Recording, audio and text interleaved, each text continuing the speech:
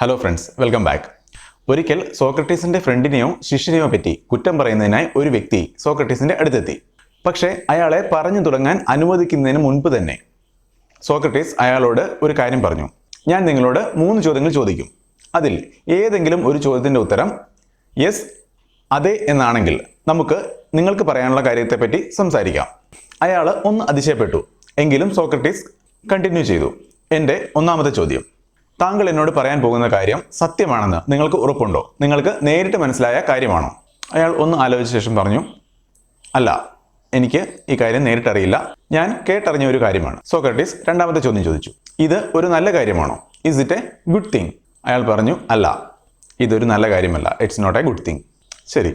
മൂന്നാമത്തെ ചോദ്യം: നിങ്ങൾ പറയാൻ പോകുന്ന ഈ കാര്യം എനിക്കോ നിങ്ങൾക്കോ മറ്റാർക്കെങ്കിലും പ്രയോജനമുള്ള ഒരു കാര്യമാണോ?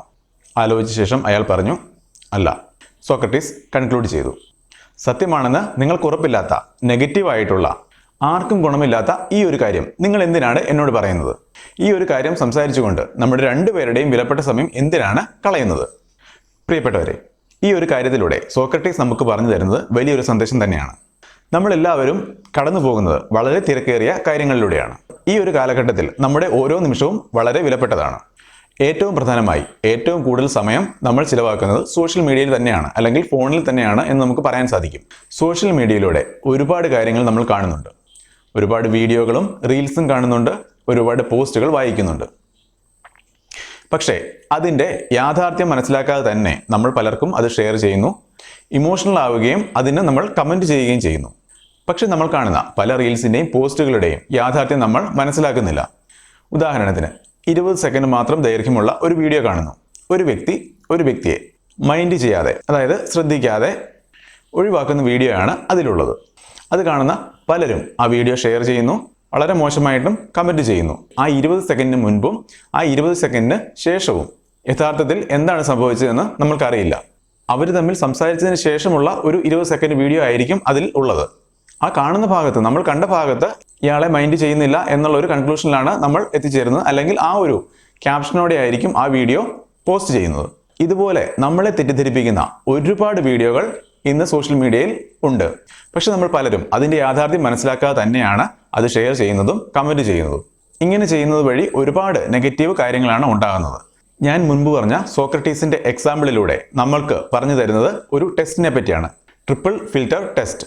അതായത് 3 തവണ ഫിൽറ്റർ ചെയ്തതിന് ശേഷമായിരിക്കണം നമ്മൾ ഓരോ കാര്യങ്ങളും മറ്റുള്ളവരിലേക്ക് എത്തിക്കുന്നത്. ഒരു കാര്യം നമ്മൾ അറിഞ്ഞു കഴിഞ്ഞാൽ അതിൻ്റെ സത്യാവസ്ഥ മനസ്സിലാക്കാൻ ശ്രമിക്കുക.